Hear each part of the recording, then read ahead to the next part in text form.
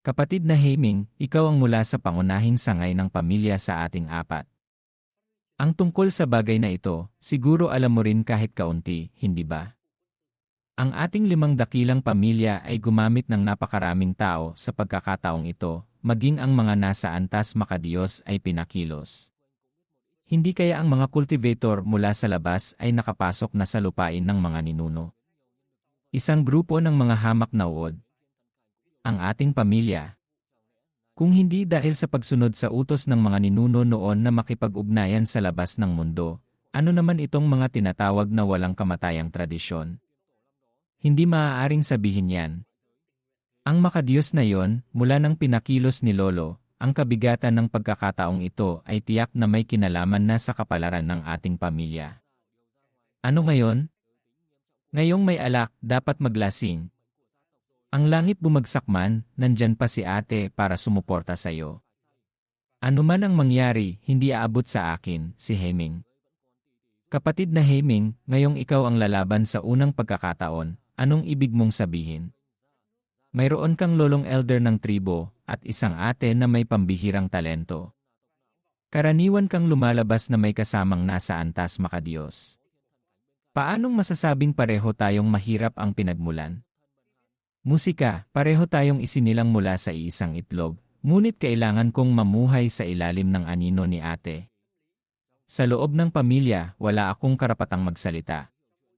Ang tawaging maunawain ay hindi rin madali. Hindi kaya kontento ka na sa kasalukuyang kalagayan? Ako at si ate ay isa ang pinagmulan. Siya'y nagtatagumpay natural na masaya rin ako para sa kanya. Hindi ko alam kung ano ang ibig mong sabihin, kapatid, sa araw na ito. Matagal na tayong magkakilala. Ang mga hangarin sa puso mo at ang iyong ambisyon, hindi ko ba alam? Sa totoo lang, naghihintay ka rin ng pagkakataon, hindi ba? Maging isang nagniningning na anak ng langit, hinahangaan ng libo-libo. Kalimutan mo na, kalimutan mo na. Ang seryosong bagay ngayon ay ang mga may mababang cultivation na tulad natin ay mas mabuting umuwi ng maaga. Kung hindi, ang ituring na parang manok na kakatayin ng mga tagalabas ay hindi sulit. Hoy, tara na, tara na. Kung gayon, magpapaalam na rin ako. Itong taong ito. Binata, nais mo bang maging isang nilalang na nakatataas sa bilyon-bilyong tao? Sino ang nagsasalita? Binata, nais mo bang lumakas? Nais mo bang maging isang nilalang na nakatataas sa bilyon-bilyong tao? Ano? Nais mo ng cultivation, mga banal na kakayahan, ang tugatog ng buhay. Hindi kaya ang pagkakataong matagal ko nang hinihintay ay dumating na sa wakas ngayon? Nakatatanda sa tingin ko. Musika, ito ay. Musika, pumasok ka sa aking sekta. Ang immortal at mortal ay magkahiwalay. Kabilang buhay libu-libong panahon mahirap makamit ang reinkarnasyon. Heming, isinilang ka sa tribong agilang itim na langit. Kahit hindi ka nakaranas ng hirap, sa ilalim ng impluensya ng iyong kakambal na kapatid na babae, ang pagpapatibay ng iyong isipan ay may positibong takbo.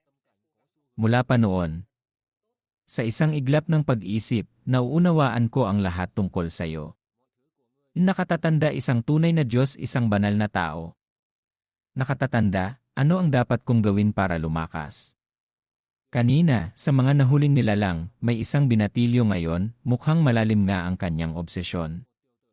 Nagpakawala ng pain na kumagat na sa kawil. Pakiusap, nakatatanda, gabayan niyo ako nilikha sa labas ng kalangitan.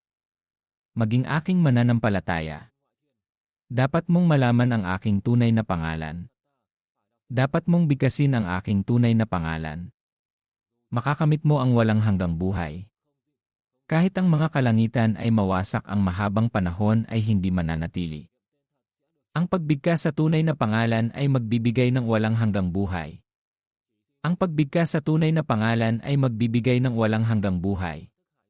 Nais kong maging mananampalataya ng kataas-taasang nilalang. Pakiusap lamang, nakatatanda, liwanagan niyo ako. Maging mananampalataya. Ipasa ang batas. Buksan ang dagat ng kamalayan. Tanggapin ang liwanag ng Dao. Maraming salamat, kataas-taasang nilalang. Nais kong ialay ang lahat para sa inyo. Kasuotang pangkasal na immortal na kasulatan. Hindi ko inaasahan na mayroong isang pamamaraan na hindi pinapansin ang talento. Kailangan ko lang ibigay sa isang tao ang paraan ng paglilinang nito, at magagawa kong angkinin ang talento ng taong iyon. Maging ang bunga ng kanyang paglilinang ay maaari ko ring gamitin. Mukhang alam ng nakatatanda na karaniwan lang ang aking talento, kaya espesyal niyang inihanda ang banal na sining na ito para sa akin. Ang binhi ay naitanim na. Si Heming na ito ay tiyak na natuklasan ang lakas at katatakutan nito, at ang kanyang ambisyon ay lumakas ng husto, mahirap nang bawiin. Nakamit na ang tagumpay. Mukhang mula ngayon, sino pa ang mga ngahas na tawagin akong walang silbi? Hindi ko inaasahan ang lakas na ito, ang tuksong ito, walang sinuman ang makakatanggi. At ako ay isang Ming lamang na nabubuhay sa ilalim ng anino, nangangailangan ng kaunting pag-asa. Pagbangon ng walang silbi.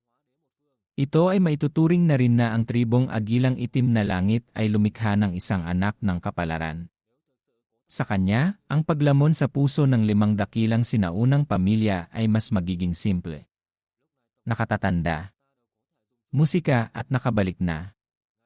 Ang pamamaraan na ito ng nakatatanda, na hindi alam ng mga Diyos at multo, ay tunay na paglikha ng isang rehiyon. Mabuti na lang. Subukan natin sa ilang tao.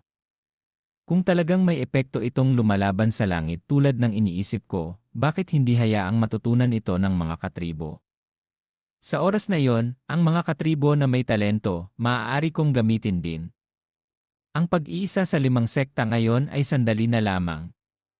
At ako, bilang pinagmulan ng lahat, hawak ang kapangyarihan, para bang nasa isang makapangyarihang antas. Ang posisyon ng pinuno ng tribo ay tiyak na mapupunta sa aking mga kamay. Kapatid, si Panginoong Longteng ay lumabas na mula sa pag-iisa. Ang bagay na iniutos ko, kumusta na? Panginoon, ayon sa inyong utos, nahuli nga namin ang mayabang na babae sa labas. Ngunit may isang babae na may pambihirang talento at walang kapantay na kagandahan. Oh, patingin nga.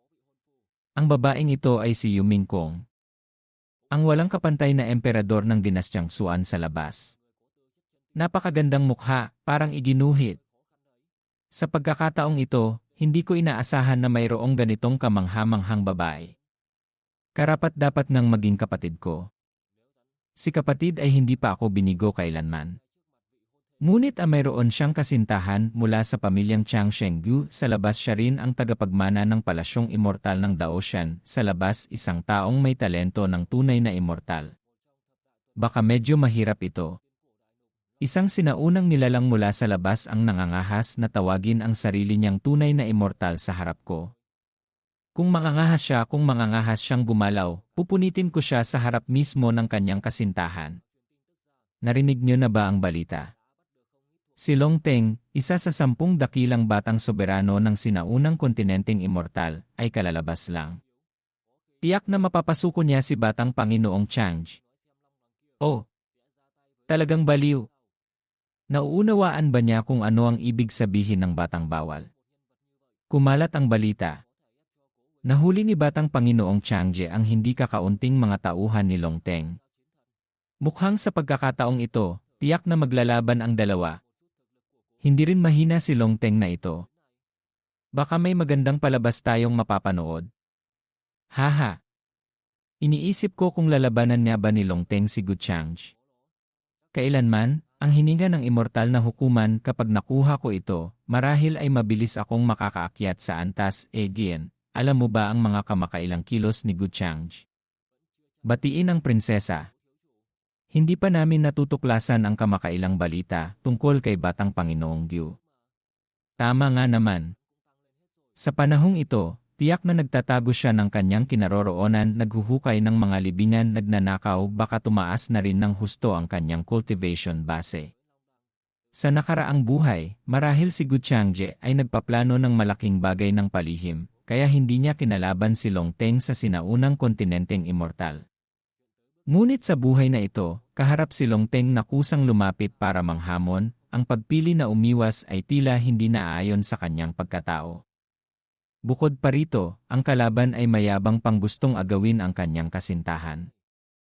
Sa puntong ito, kahit maisip pa niyang ako ang nagpaplano laban sa kanya, hindi niya maaaring hindi ipakita ang sarili. Hindi ko inaasahan na ang dakilang masamang si Gu Changje ay magkakaroon din ng ganitong araw. Batang lalaki, totoo ba ang sinabi mong malapit nang magsilaki ang 8 banal dito?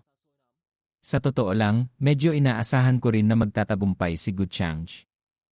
Ngunit narinig kong si Long Teng na iyon ay kararating pa lang sa antas makadiyos marahil mahihirapan din siyang magdulot ng gulo kay Gu Changje. Gustong maghiganti mukhang malayo pa. Ngunit mas mabuting pumunta at tingnan. Paano kung manlaban niya si Long Teng kay Gu Changje? Pupunta pa rin ako para tingnan. Ang pagbibigay ng kasuotang pangkasal na immortal na kasulatan sa 3 tao ay nagdulot na sa akin ng ganitong karaming benepisyo. Maging ang aking talento sa paglilinang ay lumakas ng hindi kakaunti. Ang pamamaraan na ito ay masyadong lumalaban sa langit. Naniniwala akong malapit ko nang malampasan ang lahat, maging ang nilalang na nakatataas sa lahat. Heming, ano na namang gulo ang ginawa mo? 8. Pumasok ka dali. May mahalagang bagay akong sasabihin sa iyo. Kamakailan, ano ba yung palihim mong ginagawa? Sa pagkakataong ito, pinuntahan kita dahil may magandang bagay akong ipapakita sa iyo.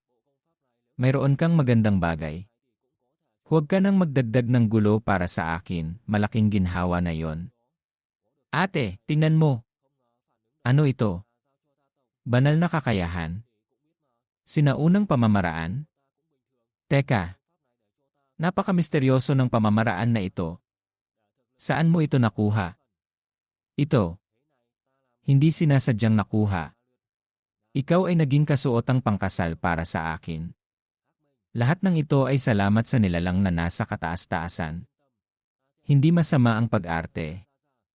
Mukhang ang walang silbi ay hindi naman pala ganap na walang kwenta. Pagdating ng panahon na ang matataas na opisyal ng tribong Agilang Itim na Langit ay maging kasuotang pangkasal, iyon ang oras na ako ay magpapakita. Iniisip ko ang oras ng pag-aani ng benepisyo, marahil mas maganda kaysa maglibot kung saan-saan para maghanap ng mga sinaunang libingan. Marahil ay kawili-wili rin. Ang aking kasintahan at si Guxianer ay naglipat na ng hidwaan para makasama sa sinaunang kontinenteng immortal. Ako naman ang naging tagapunas ng kanilang kalat. Hayaan na. Si Yu Mingkong, sa panahong ito, hindi masama ang ipinapakita niya, kaya hindi ko na siya papahirapan pa. Panginoon, nahuli na ang tao pabalik. Kakatanggap lang ng balita. Ngayon, si Long Teng ay nasa silangan. Sa tabi niya ay may 7 kasamang nasa antas iiyen, teka. Ang natitira ay nasa antas paghirang ng hari. Ang utak ng Long Teng na ito talagang may problema. Kusang lumapit sa pintuan para painitin ako. Marahil ito ang uri ng hindi pa bumabangon ay tumatakbo na. Kung gusto niyang mamatay at hindi ko siya pagbibigyan, talagang ako, si Gyu, ay hindi nakakaintindi ng sitwasyon. Lumuhod ka. Huwag mo akong hawakan. Mukhang ito na ang kakayahan mo. Ang bango. Ikaw si Gu Changje. Huwag kang magyabang. Si Panginoong Long Teng ang aking kakambal na kapatid na lalaki, pupuntahan ka niya. Kung mawalan ako ng isang hibla ng buhok, mahihirapan kayong makatakas sa kamatayan. At pati na ang kasintahang iyon mo.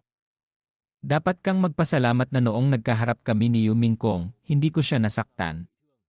Kung hindi, ngayon ay nasa ikot ka na ng kamatayan. Ikot ng kamatayan. Ikaw nangangahas kang insultuhin ako. Tumahimik ka. Ang salita ay lumabas. Paano niya naipasa ang balita palabas?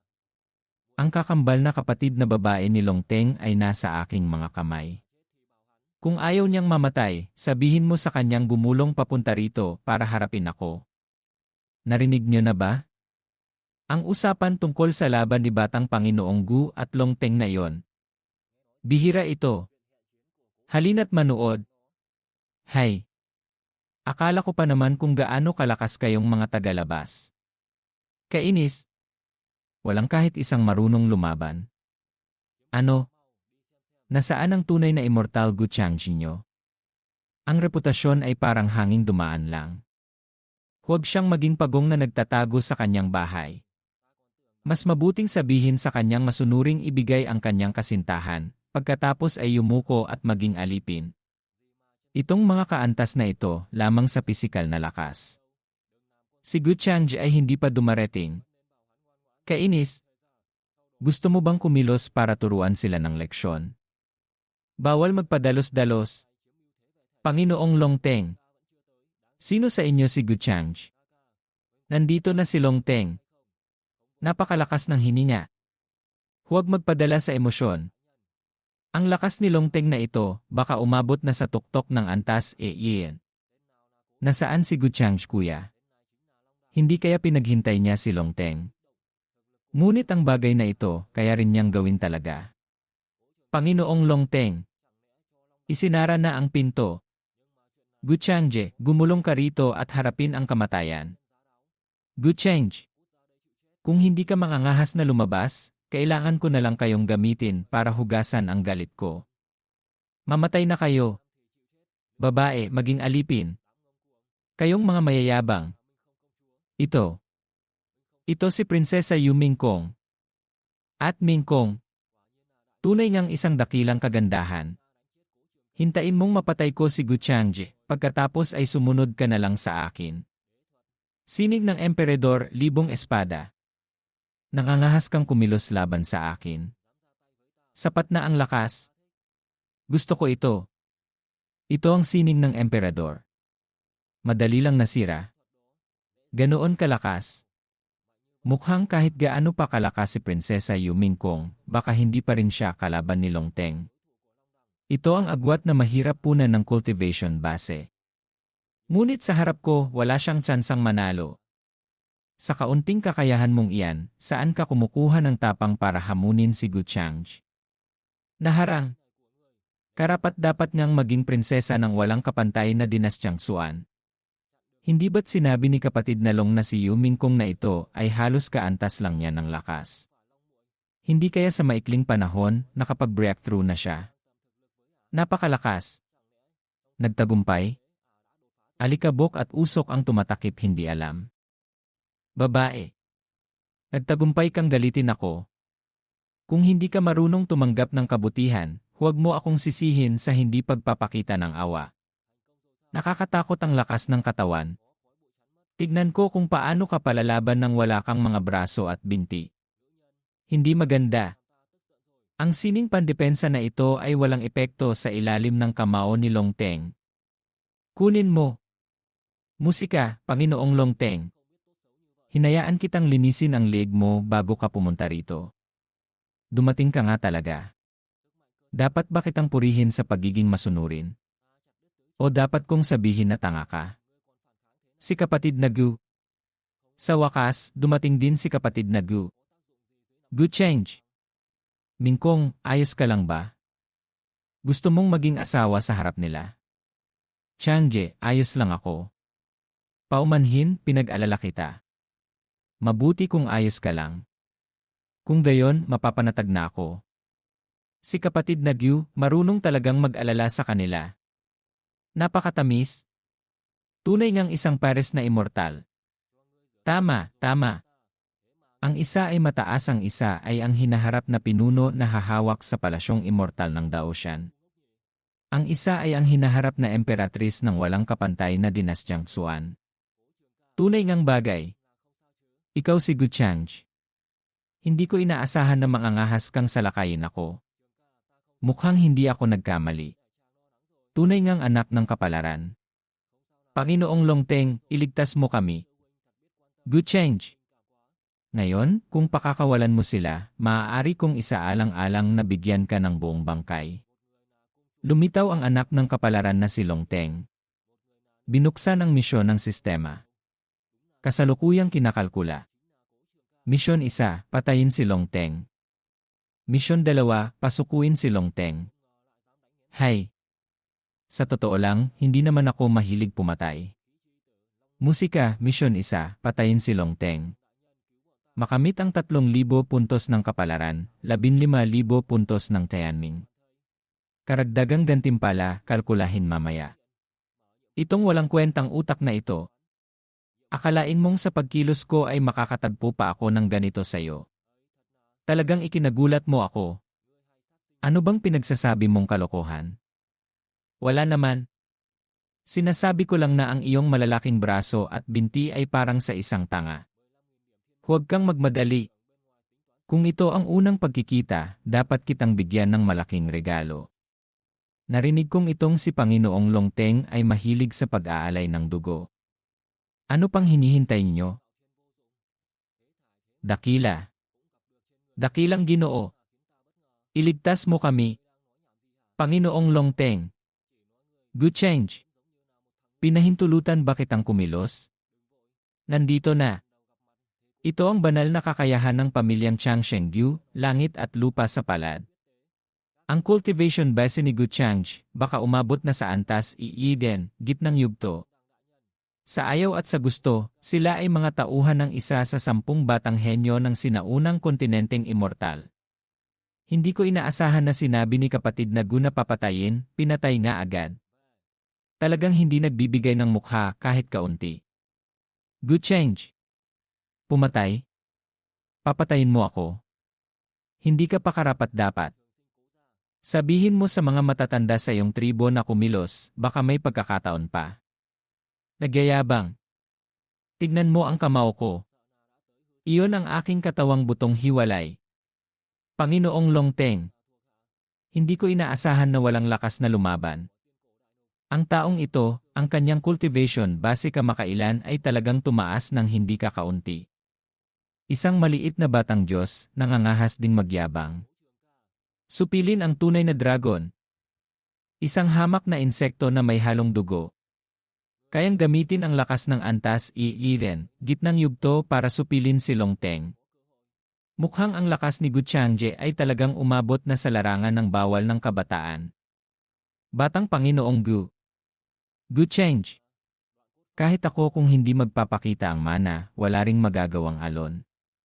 Matagal ng panahon na hindi nakarinig ng balita tungkol sa maraming tagapagmana ng sining demonyo. Hindi kaya hindi siya lalabas dito? May huling habilin ka pa bang gustong sabihin? Good change. Akala mo mapapatay mo ako? Hindi mo pa rin naiintindihan? Ang pagpatay sa iyo ay kasing simple lang ng pagpatay sa isang mabahong insekto. Long Teng. Itong mayabang at walang utak na si Long Teng. Hindi na pwede. Gustong mamatay dapat mong sisihin ang pagsilang mo sa maling panahon. Sinasabi ko sa iyo sa kritikal na sandali, biglang nag-breakthrough ng cultivation base. Tunay ngang karaniwang landas ng mga anak ng kapalaran. Ang pangitain ito. Si Panginoong Long Teng ay malapit ng mag-breakthrough. Mabuti. Mabuti. Hindi mo inaasahan, ano? Good change. Ngayon ang buhay ay nasa akin. Hindi mo pa rin naiintindihan? Ito ang hininga ng tunay na dragon. Panginoong Long Teng. Alam ko na. Si Panginoong Long Teng, isinilang na walang kapantay. Paanong matatalo siya sa isang tagalabas? Ngayon, mas mataas ang antas ko kaysa sayo. Ano ang ipapanalo mo sa akin? Palakas sa ilalim ng balon. Musika, Gu Changge. Ang banal na pamamaraan mong ito, bagamat malakas, ngunit kung gusto mong talunin ako, hindi pa rin sapat. Kaya nga sinasabi kong hindi mo pa rin nakikita ng malinaw ang agwat sa pagitan natin. Walang katapusang immortal na kasulatan. Katawan ng pamamaraan. Suporta. Espiritual na lakas. Lakas ng batas. Impossible. Paano mo nagawa? Impossible. Itong halimaw na ito. Sa itaas ay tunay na hari, sa ibaba ay lumalaban sa immortal. Card ng pag-agaw ng kapalaran negatibo 1. Hindi. Panginoon. Panginoon. Ganoon na lang natalo. Paanong nangyari? Ito ang banal na kakayahang pamatay. Ang ikapitong prinsesa ng palasyo ng Haring Dagat mas malakas pa sa pagkakataong ito. Sa pagkakataong ito, kahit may usok, mahirap na siyang iligtas. Misyon, patayin ang anak ng kapalaran na si Long Teng kumpleto. Gantimpala, kinakalkula. Kapalaran ng anak ng kapalaran katumbas equals 0. Simula ng pag-agaw ng mga patakaran. Nakuha ang kayamanan ng makalangit na daan na isa. Pagkalkula ng misyon, tapos na. Nakuha ang 3,000 puntos ng kapalaran, 15,000 puntos ng Tianming. Panginoon, paano haharapin ang mga nilalang na yon? Nag-utos si kapatid na Gu na walang ititirang buhay. Ipasa ang balita palabas. Si Batang Panginoong Gu Changge ng pamilyang Chang Shengyu, gamit ang lakas ng antas Yi, madaling napasuko ang henyong si Long Teng na nasa tuktok ng antas Yi, na naging sanhi ng kanyang kamatayan sa lugar. Ang pamilyang Chang Shenggu ay hindi maaaring magkasala. Sayang. Kaka. Si kapatid na Gu ay isang henyo na may talento at katangian na hindi kayang abutin ng tingin. Alam kong wala akong lakas na makipagsabayan kay kapatid na Gu, ngunit ipapakita ko rin sa mundo na ang reinkarnasyon ng sinaunang emperador Gu Xian'er ay hindi lamang isang pangalan na walang laman. Magsialis na kayo.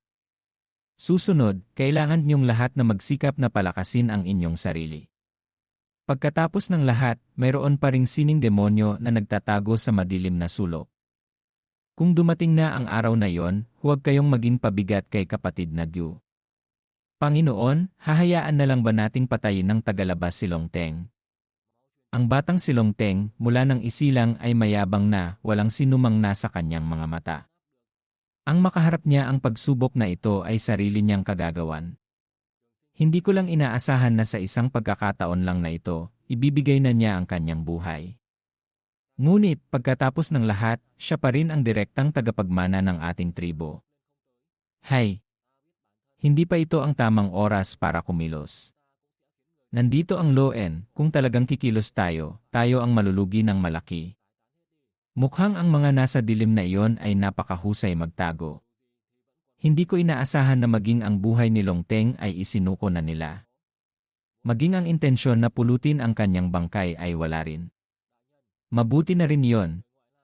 Kung marunong silang matakot, kung gayon sa hinaharap sa kontinenteng ito, mas magiging mayabang pa ako.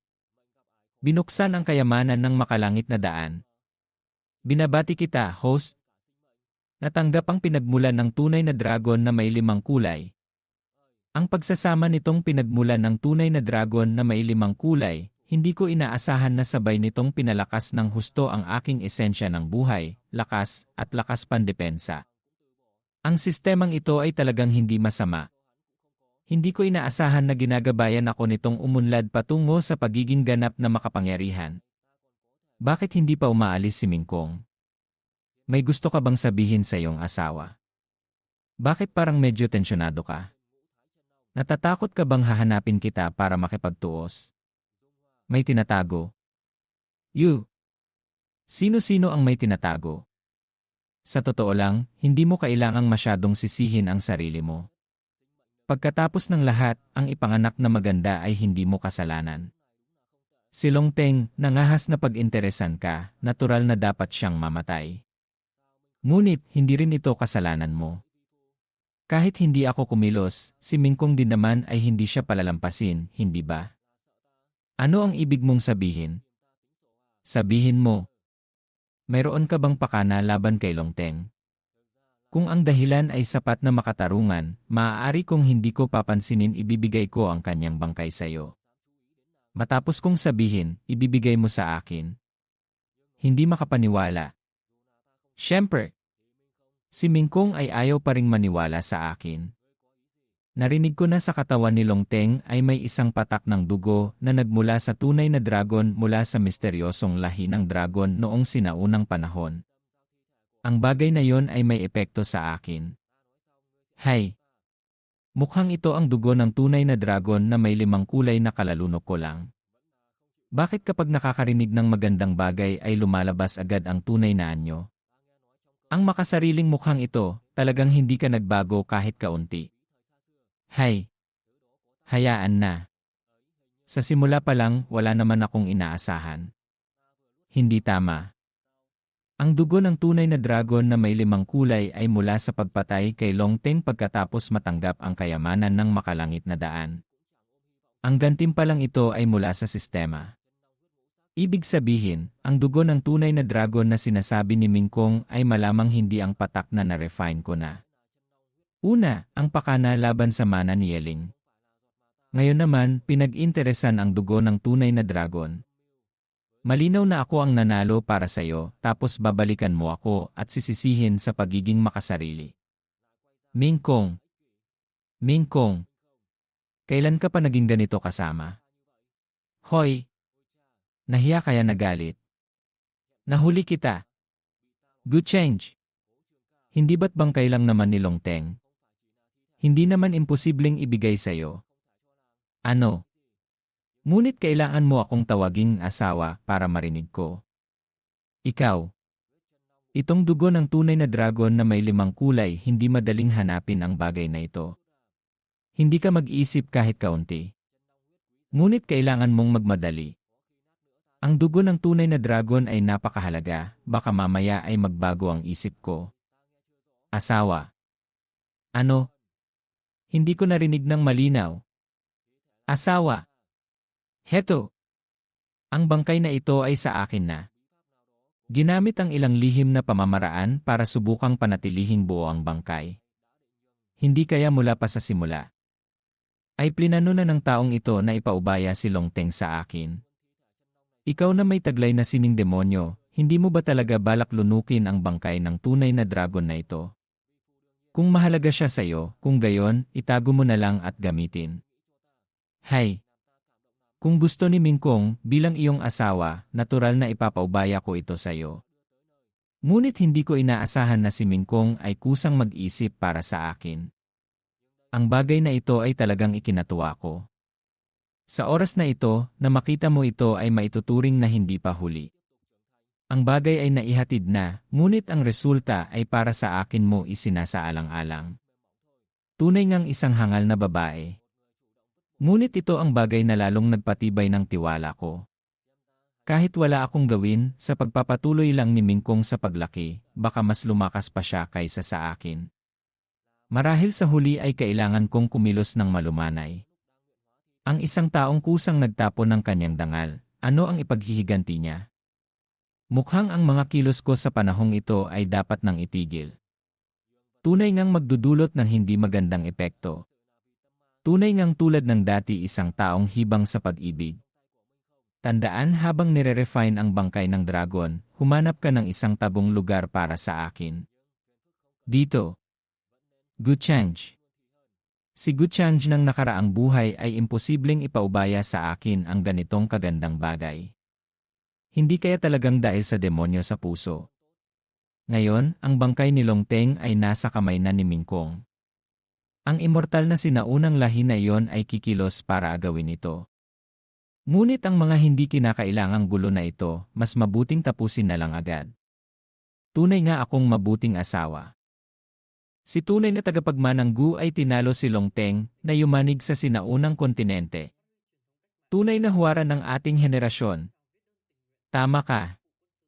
Si tunay na tagapagmanang Gu ay hindi lang malakas, napakabait pa sa kanyang kasintahan na napakaganda rin.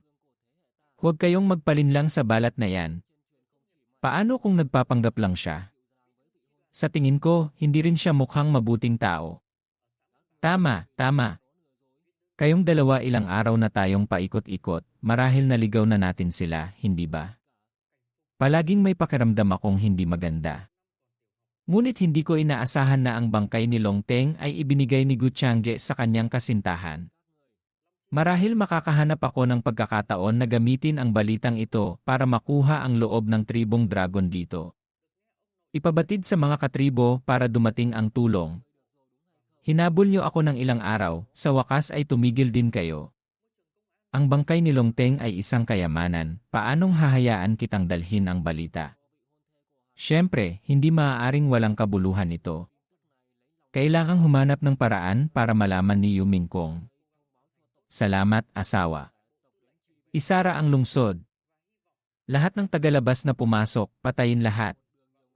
Opo, Panginoon. Anong ginagawa mo? Bakit ka nandito? Sewer. Ewer. Bakit kayong lahat nandito? Anong ginagawa ninyo? Narinig naming pinanood mo ang laban na yon. Si Kuya Longteng, totoo bang patay na siya? Yung Guchange na yon, isa lang siyang tao. Anong maruming pamamaraan ang ginamit niya? Niyo tama ang sinabi ninyo. Nandoon din ako noon. Ang hamak na taong iyon ay gumamit ng mga kasuklam-suklam na pamamaraan. Si Longteng ay hindi pa nakakakilos ng maayos ay namatay na ng napakasama ang loob. Magaling na sinabi. Napaka-interesante ng kwento. Napakaganda ng pagkakasabi. Maaari ko bang pakinggan? Sino iyon? Sino ang nangangahas pumasok sa teritoryo ng ating tribo? Sino ang nagpapapasok sa iyo? Matandang kaibigan, ilang araw na dumating sa pintuan para bumisita, ayos lang ba? Nagbibiro ka, Ginoo. Ano ito? Hindi mo ako imbitahan sa loob para uminom ng tsaa. Anong ginagawa mo? Sino ang taong ito? Sewer, huwag ka nang magtanong. Naamoy ko na ang bango ng alak. Ang alak na ito ay talagang hindi masama. Naglalaman pa ng maraming uri ng immortal na prutas. Ito ang uri ng alak na tanging sa ating sinaunang kontinenteng immortal lamang mayroon. Ang mga tagalabas na lahi ay hindi karapat-dapat uminom nito. Itong taong ito kayong mga mayayabang na tao. Talagang pare-pareho kayo ni Guchange. Hintayin niyo ang aming galit. Tama ang sinabi ninyo. Si Guchange ay talagang isang hamak at kasuklam-suklam na tao. At saka, ayon sa nalalaman ko, mahilig siyang pumatay ng mga inosente ng walang dahilan, lalo na ang mga nagmumura sa kanya sa kanyang likuran, hindi ba? Bakit ganyan ang sinasabi mo, Ginoo? Iyon ay pawang masasamang tsismis lamang. Huwag mong paniwalaan, Ginoo. Si Longteng, kumpara sa kanya, ay parang alitap-tap lamang laban sa buwan. Anong ginagawa mo? Anong pinagsasabi mong kalokohan? Bakit iniinsulto ni kasama ang dakilang si Longteng? Si dakilang Longteng ang batang pinuno ng ating mga sinaunang lahi. Si Longteng ay imposibleng matalo sa kamay ng isang tao. Tama ka. Anong pinagsasabi mong kalokohan? Si Guchange. Paano siya maglalakas loob na ikumpara kay Longteng? Ano? Sinabi niyang siya si Guchange. Narinig kong hinahanap niyo ako. Hindi ko alam kung ano ang kailangan niyo. Kami nga ay nag-aalala pa kung paano ka hahanapin. Ikaw na mismo ang kusang lumapit sa bitad. Sabay-sabay tayong sumugod at patayin siya. Mag-ingat. Huwag kumilos ng padalos-dalos. Guchange, kung mayroon kang kailangan, sa akin mo ituon. Pakiusap, patawarin mo ang mga kabataan ng aking tribo. Patawarin sila. Sila ang gustong pumatay sa akin. Sino ang magpapatawad sa akin? Mas mabuti pang mamatay na lang silang lahat. Paano nangyari? Ikaw. Huwag mo akong patayin. Nakita mo ang hindi mo dapat makita. Sa tingin mo, masisisi mo ako. Handa akong gamitin ang aking Dao Heart para manumpa. Hinding-hindi ko sasabihin sa labas. Pakiusap, Ginoo. Patawarin mo ang aking buhay. Kumpara sa panunumpa ng Dao Heart, mas naniniwala ako sa patay na tao. Anong nangyari? Bakit ang lakas ng amoy ng dugo? Mukhang cultivator ng lahi ng tao. Bilis, hulihin siya. Tumigil ka para sa akin. Lintik. Nakita na naman ako. Sino siya? Bakit siya nangangahas pumunta sa teritoryo natin para pumatay? Talagang labis na pang-aapi. Kapatid, lumabas na ang emperador mula sa pag-iisa. Ang pag-iisa sa pagkakataong ito ay talagang napakakinis. Ito ba ay dahil tinulungan ako ni Guchange na lutasin ang gulo? Ngunit sa panahong ito, ang ugali niya sa akin ay hindi kasing lamig ng dati. Hindi kaya talagang dahil sa impluensya ng kalikasang demonyo. Ngunit sa buhay na ito, paano niya napigilan ang kalikasang demonyo? Ibig sabihin, ang ugali niya sa akin ngayon ay dahil lamang sa pagnanais na akitin ako. Kung gayon tunay ngang nakakatakot. Dahil ang kilos na ito para sa isang matalinong tao tulad niya ay walang imposible. Hindi kinakailangan. Ngunit para maiwasan ang pag-uulit ng trahedya, kailangan ko pa ring lumakas. Ayon sa kalkulasyon ng oras, ang araw ng paglitaw ng immortal na bukal ay hindi na malayo. Ngayon, ako na lang ang nakakaalam kung saan ito lilitaw malapit ng lumitaw. Sa pagkakataong ito, kailangan kong mauna. Patungo sa silangan. Bundok ng 100 emperador. Wala pang isang buwan ay nakapag-breakthrough na ako sa banal na antas. Salamat din sa kataas-taasang nilalang na yon. Ngayon, sa loob ng tribo, halos lahat ng mga elder at disipulo na may magandang talento ay gumagamit ng immortal na pamamaraan para maglinang. Maging ang 2 ninuno na kagigising lang ay napaka-interesado rin dito. Kung magpapatuloy ang pag-unlad na ito, pinakamatagal na kalahating taon, makakapag-breakthrough na ako sa antas paghirang ng hari. Ako, si Heiming, ang sikat na henyo ng tribong Agilang Itim na Langit. Gusto ko talagang makita ulit ang kataas-taasang nilalang na iyon. Kung wala siya, tiyak na hanggang ngayon ay isa pa rin akong walang silbi na kumakain lang at naghihintay mamatay. Heiming, nandyan ka ba? Dahil sa pagbigay mo ng kataas-taasang immortal na pamamaraan, ang 2 ninuno ay lumabas mula sa pag-iisa at nais kang makita. Ang 2 ninuno ay nais akong makita. Tama ka. Ito ay isang pagkakataon na hindi makakamit ng ordinaryong disipulo. Kare-receive lang ng pamamaraan ay nagmamadali ng makipagkita sa akin. Hindi kaya natuklasan nila na may itinatago akong bagay. Kung ang kataas-taasang nilalang na iyon ay natuklasan ng mga ninuno. Kung gayon hindi kaya ito.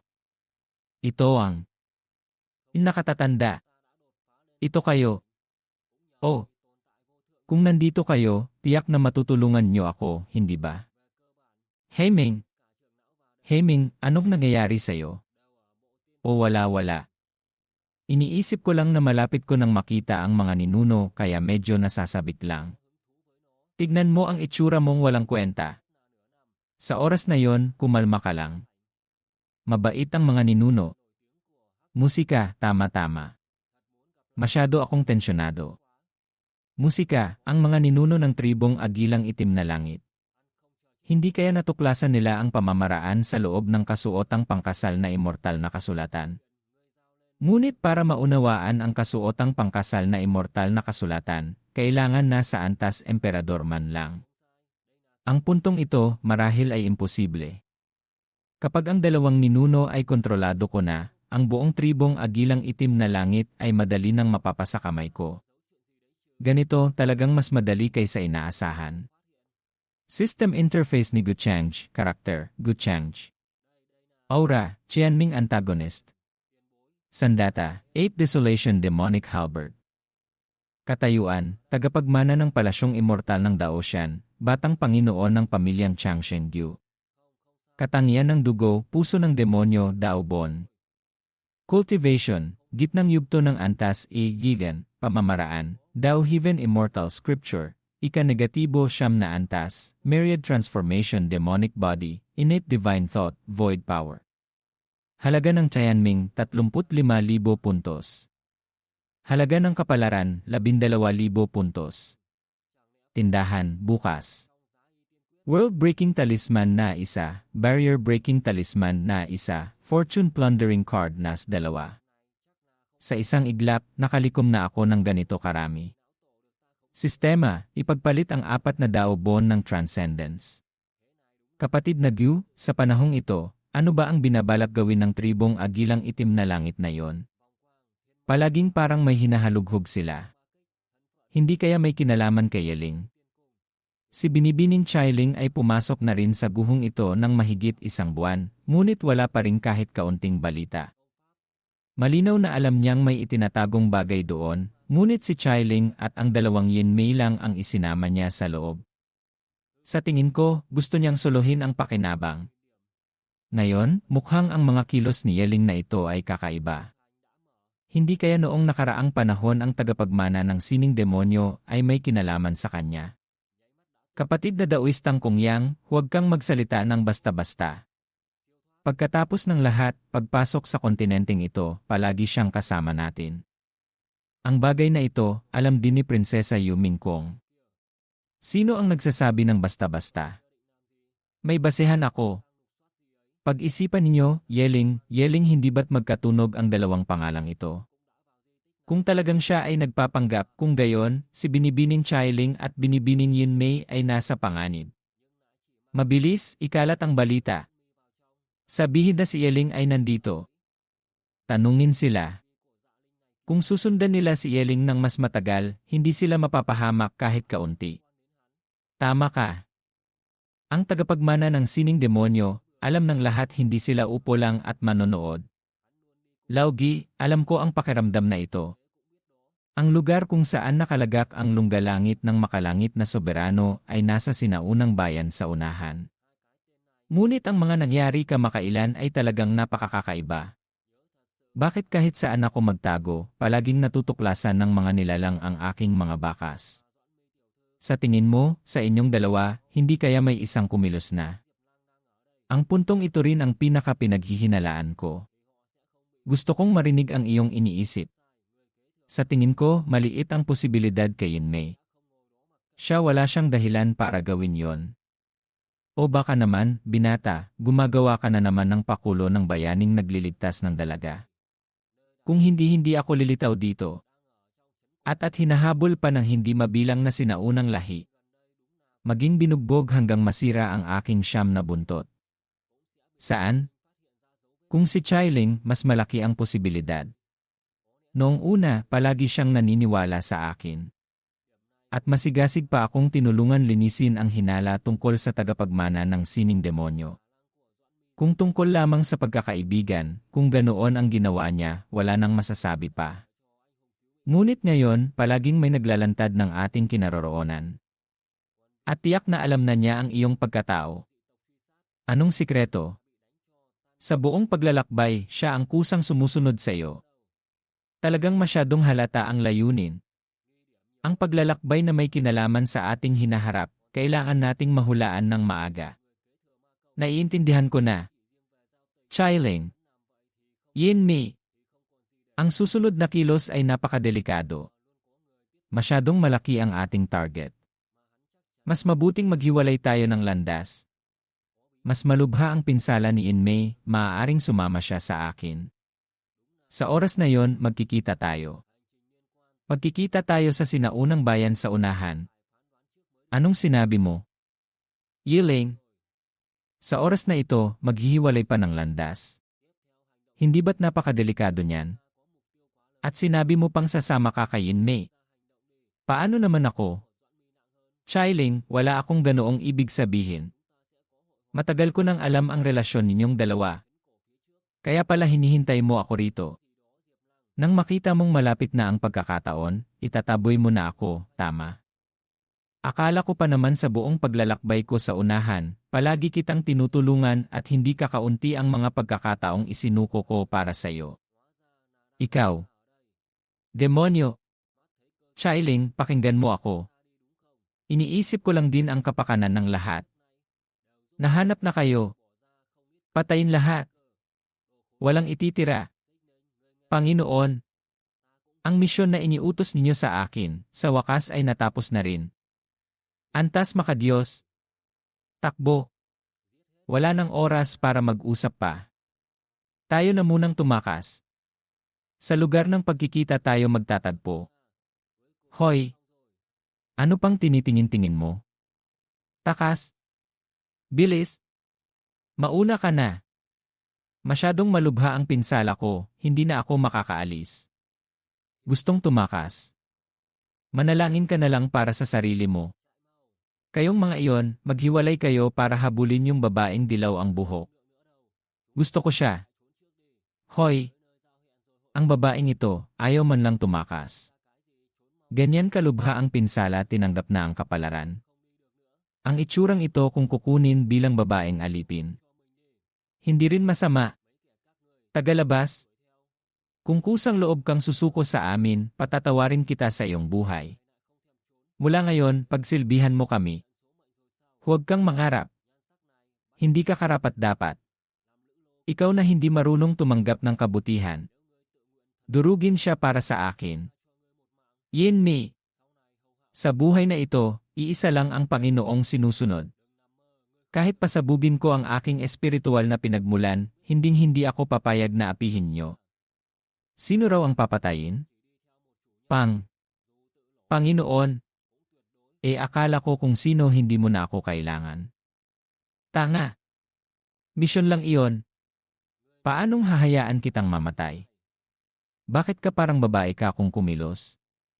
Hindi bagay sa iyo. Isang maliit na nasa antas niyan, nangangahas ding maliitin ako. Sa panahong ito, pinahirapan kita. Para sa misyon ng Panginoon, walang halaga iyon. Tara na. Dadalhin kita para magpagamot. Naghahanap ka ng kamatayan. Sa oras na ito, baka nagambala ko si Binibining Chailing. Kanina, nagkaroon ng hidwaan kay Yeling. Ilang oras ang lumipas. Kung hindi ako nagkakamali, matapos magkaroon ng hidwaan si Chailing kay Yeling at umalis, tiyak na ipaparating niya ang mga nangyari dito sa mga kasama niya. At mula sa pagkakabunyag ng kinaroroonan ni Yeling ang mga cultivator na iyon mula sa labas ay tiyak na magkakaisa agad para maghanda sa pag-atake sa tinatawag na tagapagmana ng sining demonyo.